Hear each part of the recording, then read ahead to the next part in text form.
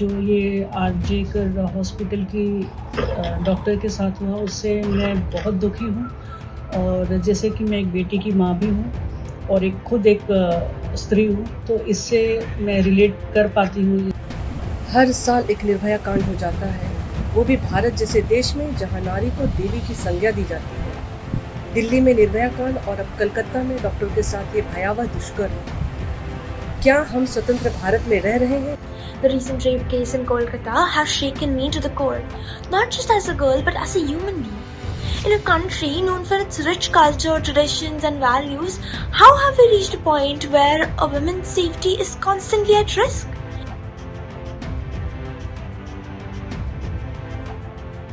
कलकत्ता में जिस तरीके से एक डॉक्टर लड़की के साथ बलात्कार हुआ और जिस तरीके से हैवानियत हुई, जघन्य हत्याकांड हुआ, उसको लेकर पूरे भारतवर्ष में रोष है। कितने दुर्भाग्य की बात है कि आज एक और जहां बहनें अपने भाई की कलाई में राखी बांध रही हैं, वहीं पूरे देश में इस घटना को लेकर, इसे भी लेकर, और जो बांग्लादेश में जिस तरीके से एक वहां के जो अल्पसंख्यक हिंदू, उनकी लड़कियों के साथ, उनकी माओ के साथ, उनकी बेटियों के साथ जो अत्याचार हुआ है, सामूहिक बलात्कार हुए हैं, इससे कहीं ना कहीं हमको ये सोचना पड़ रहा है कि भारतवर्ष जहां की संस्कृति में नारी को देवी का स्थान दिया गया, पूजा की गई, तो क्या कारण है? हमारा समाज आखिर किस ओर जा रहा है? इस पर हमने कुछ लोगों से बात की। पहल की जो टीम है, उनकी जो सदस्य हैं, उन्होंने भी इस पे तल्ख प्रतिक्रिया दी। और जो एनएमएनएस कॉलेज है, नरसिम्होंजी कॉलेज मुंबई का, खारघर का, वहां के जो छात्र छात्राएं हैं, वो भी इस हैवानियत पर खुलकर बोले और स्पष्ट कहा कि इस पर अंकुश लगना चाहिए। मैं अभिमन्यु श्रीवास्तव, एनएमएमएस का छात्र, इस कोलकाता में हुए बार्बरिक अपराध पर अपनी टिप्पणी रखना चाहता हूँ। मेरे हिसाब से ऐसे कई केसेस अक्सर रोज़ हमारे आसपास होते हैं और हम उसकी तरफ देखते भी नहीं, जब तक कि जो बर्बरता और हैवानियत एक रेप केस में, एक बलात्कार के केस में जब तक उस लेवल तक नहीं आती है, तभी हल्के में लेते हैं। लेकिन अब समय आ गया कि हम अपने आसपास के वातावरण को बदलें, उसको महिलाओं के लिए सुरक्षित बनाएं और जागरूक हों। छोटी से छोटी बात पर आपत्ति जताएं कि ये गलत है, ऐसी सोच पनपनी नहीं चाहिए। और जहाँ तक इस सिस्टम की बात है, मैं फिलहाल नाउम्मीद हूँ। निर्भया को न्याय दिलाने में 10 वर्ष लग गए थे और उससे कई ज़्यादा समय लग जाएगा जिस तरीके की स्थिति चल रही है। इसलिए हम सबको अब आगे बढ़कर इस लड़ाई में लड़ना है और हम छात्रों को मिलकर ही बदलाव की पहल करनी है। हर साल एक निर्भया कांड हो जाता है, वो भी भारत जैसे देश में जहां नारी को देवी की संज्ञा दी जाती है। दिल्ली में निर्भया कांड और अब कलकत्ता में डॉक्टर के साथ ये भयावह दुष्कर्म। क्या हम स्वतंत्र भारत में रह रहे हैं? सरकारें इतनी लापरवाह क्यों हैं? हमें और कितने कैंडल मार्च निकालने होंगे? ऐसी मानसिक वृत्ति वालों को तुरंत ही ऐसी कड़ी सजा देनी चाहिए कि देखने वालों की रूहें कांप उठें। नमस्कार, मैं अनुराधा शुक्ला। हाल ही में हुए कलकत्ता के रेप केस ने हम सब की आत्मा को झकझोर कर रख दिया है। लेकिन जब हम बोलते हैं कि हम सब की आत्मा अंदर तक हिल गई है, तो इसे सकारात्मक रूप से हिला के रखने की ज़रूरत है। हम सभी को यथार्थ के धरातल पर आने की ज़रूरत है। जब तक हमारी शिकायतें केवल सरकार तक या कुछ खास लोगों तक रहेंगी, हम अपने दायित्वों से मुकरते रहेंगे। हम सब के घर में बेटियां हैं, हम सब के घर में बच्चे हैं। ज़रूरत है सबकी सुरक्षा को ध्यान में रखते हुए इस पूरे देश के लिए एकजुट होकर के सोचें। Hi, my name is Dia and I'm a student of NMIMS. As I stand before you today, I cannot help but feel a deep sense of anger and fear. The recent rape case in Kolkata has shaken me to the core, not just as a girl but as a human being.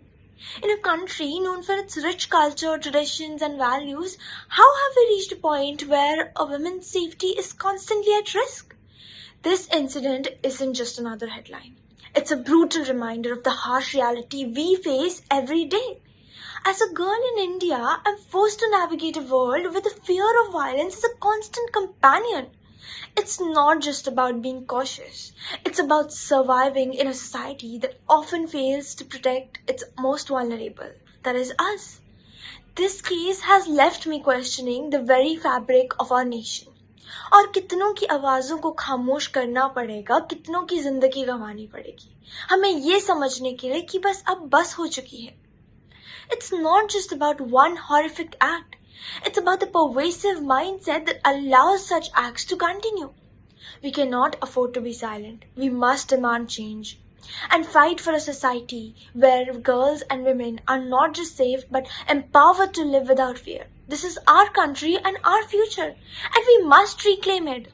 We deserve to walk our streets with confidence, to live in a nation that respects and protects us. The time for change is now, and it starts with us. अभी हाल में जो कोलकाता में जो हुआ है हमारी बहन बेटी के साथ, बहुत ही बुरा हुआ, बहुत बुरा, अत्यंत घोर और निंदात्मक, घृणात्मक, अकल्पनीय है कि आज के परिवेश में क्या शिक्षा मिल रही है लोगों को. लोग इतनी विभत्सता के ऊपर जा रहे हैं, इतना घिनौना कार्य करने से नहीं चूक रहे हैं. निर्भया हत्याकांड पुनः दोहराया गया है और आने वाले समय में कोई सुरक्षित नहीं है. ये तो महानगर में है, बहुत पढ़ी लिखी है हमारी बहन बेटी, डॉक्टर के साथ जो हुआ. आए दिन मैं ऐसे न्यूज़पेपर में ऐसे समाचार पढ़ते रहती हूँ. हमारे छत्तीसगढ़, सरगुजा, हम बहुत बैकवर्ड हमारा डिस्ट्रिक्ट है छत्तीसगढ़ का, सरगुजा और बस्तर क्षेत्र, लेकिन सरगुजा में ऐसे हत्याकांड आए दिन होते रहते हैं.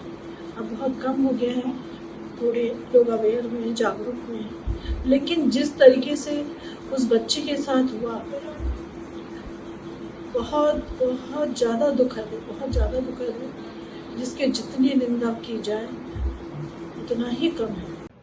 नमस्ते, मेरा नाम संगीता शुक्ला है. मैं हाइड पार्क खारघर में नवी मुंबई महाराष्ट्र में रहती हूँ. और जो ये आरजेकर हॉस्पिटल की डॉक्टर के साथ हुआ उससे मैं बहुत दुखी हूँ.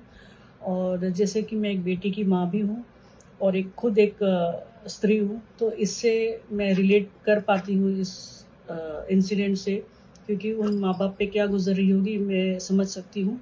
और ऐसे ही बहुत सारे केसेस आजकल बढ़ रहे हैं जो कि महिलाओं की सुरक्षा पे सवाल उठाते हैं.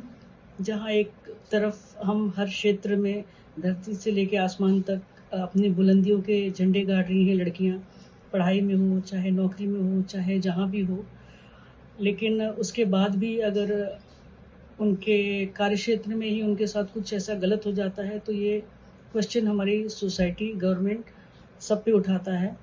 तो इसलिए मैं चाहती हूँ कि गवर्नमेंट से मेरी ये मांग है कि आप जो ये केसेस हैं इनको फास्ट ट्रैक पे लीजिए, और दूसरा इनके लिए एक स्ट्रिक्ट लॉ बनाइए, पनिशमेंट, जिससे कि लोग करने से पहले 1000 बार सोचें. जैसा कि अभी आपने आरजीकर हॉस्पिटल के रेप केस के बारे में जाना, काफ़ी लोगों के बीच में ये चल रहा है कि ये उनसे कैसे रिलेटेड है. पर मैं ये बोलना चाहूँगा कि भारत देश के हर घर में एक महिला है. वो आपकी पत्नी, आपकी बेटी, आपकी माँ भी हो सकती है. ये सिर्फ हम मर्दों के बारे में नहीं है, ये सिर्फ मर्द वर्सेस महिला के बारे में नहीं है. This is not about man versus women, it's about safety. हर घर में एक महिला है, जैसे आपको पता है. आपको नहीं पता कल शायद के साथ हुआ, कल आपके घर में आपकी माँ, आपकी बेटी, आपकी बहन के साथ भी हो सकता है. तो ये बहुत ही ज्यादा गंभीर सिचुएशन है और हमें इसके खिलाफ आवाज जरूर उठानी चाहिए, चाहे कुछ भी ना हो जाए. जय हिंद, जय Bharat. Good afternoon, everyone. We are gathered here to give our opinion on recent rape case. Over to the budding management students to NMIMS.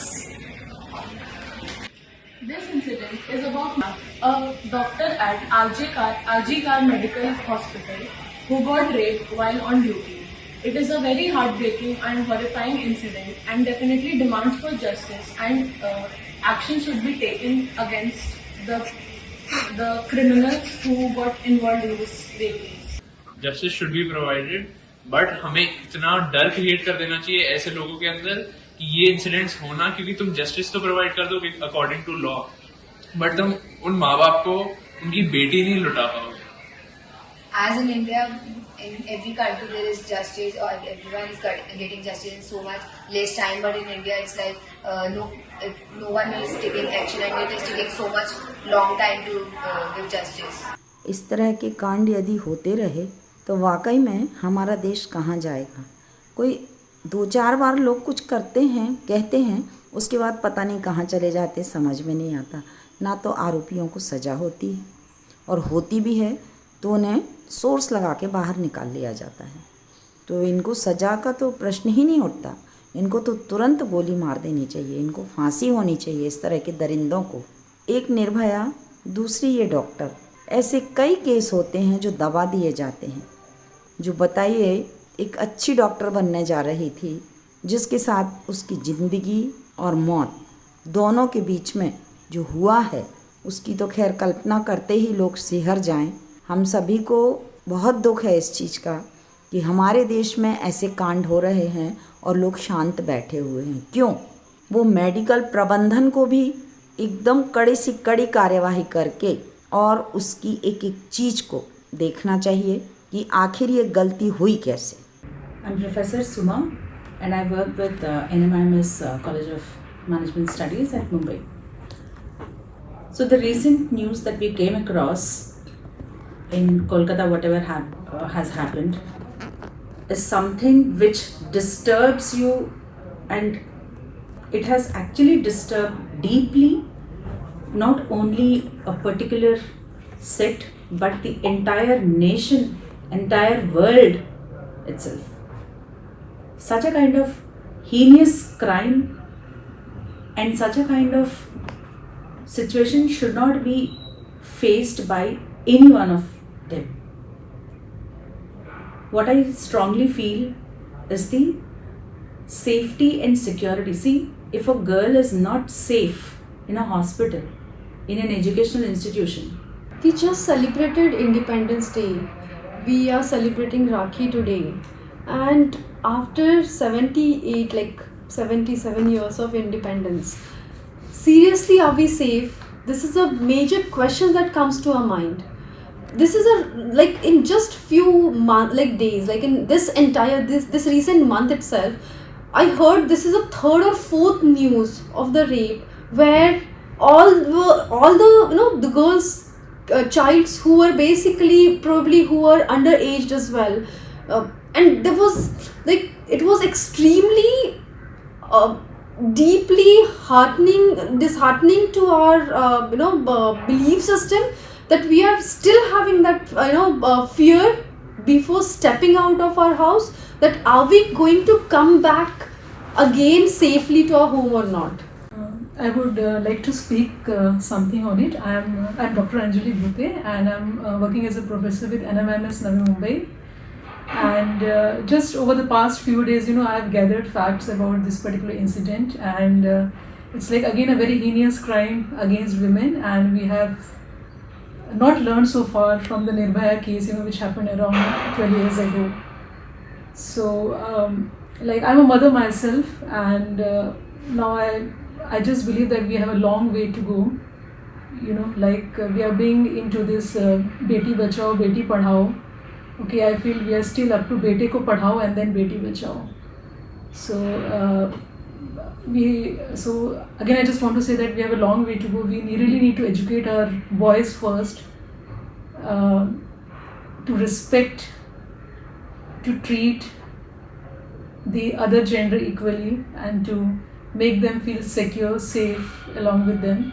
And if you just look at this particular incident, we are going long into the investigation, and we're really trying to find out the real culprits. Okay, we have got some few names, few arrests have been done. I would say a crime is crime, whether it's happening in at a workplace, at home, in an educational institution, at a marketplace, or anywhere. A crime is crime, and it is very important to address such type of crime at the earliest, and the punishment for such crime should be so much strict that anyone who dares to commit such crimes in the heat of argument, in the heat of revenge or anything, will think of it that what can be the repercussion for this. Moving on further, this leads us all to question that what is development. We call our country as a developed country or moving towards development. We are talking about economic development, we are talking about financial development, but are we talking about a moral development?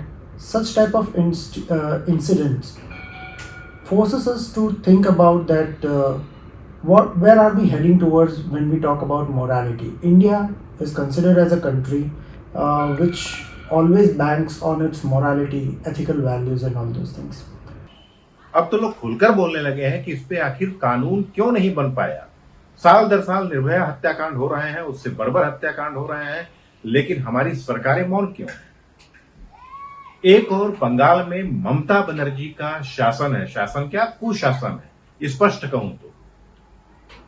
कितने आश्चर्य की बात है कि उस राज्य की एक मुख्यमंत्री हैं, गृह मंत्री हैं, वो निकल रही हैं सड़कों पर न्याय के लिए। अरे भाई, सरकार आपकी है, आपके राज्य में एक बेटी के साथ बीभत्स तरीके से बलात्कार हुआ और नर पिशाचों ने उसकी हत्या कर दी। आखिर इसके पीछे राज क्या है?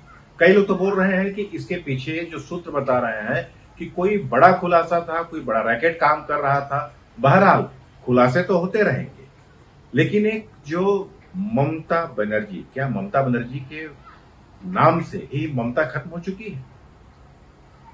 इस तरीके के जो नरपिशाच हैं वो खुलेआम घूमते रहेंगे। पिछले बार भी विधानसभा चुनाव के समय पश्चिम बंगाल में कई लोगों की हत्या हुई, इसमें कुछ बलात्कार भी हुए और वो बलात्कार सामूहिक थे ऐसा बताया जा रहा है। इसके बाद संदेश खाली का प्रकरण हुआ, उसके बाद भी वहां की जो कानून व्यवस्था है न्यायालय से फटकार लगने के बाद भी नहीं सुधर पा रही है। पहल का तो स्पष्ट मानना है कि क्या मोदी कमजोर हो रहे हैं और ममता निरंकुश होती जा रही है? क्या राष्ट्रपति शासन का विकल्प नहीं है हमारे पास? क्या हमें और भी वहां पे बहन बेटियों की इज्जत, उनकी हत्या देखनी पड़ेगी? इतने खराब दिन आते जा रहे हैं और सरकारें सोच रही हैं। बहरहाल इस चीज को लेकर पूरे देश में आक्रोश है। बेटी कोई भी हो, किसी भी प्रोफेशन की हो, चाहे डॉक्टर हो, चाहे इंजीनियर हो, चाहे प्रोफेसर हो, चाहे व्यापारी वर्ग की हो, वो एक बेटी है, और वो भी उस देश में जहां सनातन की परंपरा के अंतर्गत नारी का सम्मान किया जाता है, उसे देवी मानकर पूजा की जाती है। क्या दोहरा चरित्र हम आने वाली पीढ़ी को दे रहे हैं? क्या देश हमारा जो है अपने संस्कार को भूलकर इस हैवानियत की ओर बढ़ चला है? तो जिस तरीके से लोगों का आक्रोश फूट रहा है और लोग खुलकर बोल रहे हैं, छोटी छोटी बच्चियां अब इसमें बोल रही हैं कि हमको प्रोटेस्ट से काम नहीं होगा। और कई ऐसे लोग पर भी टिप्पणी करना चाहूंगा कि जो खाली फेसबुक और सोशल मीडिया पर ही इस लड़ाई को लड़ रहे हैं, तो उनके लिए ये कह दूं कि याद रखिएगा कि ऐसा मत हो कि कल किसी के साथ हो और वो कोई आपका परिचित हो, बाद में आप शर्मसार होंगे कि काश हमने भी इस घटना का मुखर विरोध किया होता, प्रखर रूप से हमने भी सड़क पर निकलकर इस दुष्कृत्य का विरोध किया होता। एक अनुशासन के दायरे में तो विरोध किया ही जा सकता है।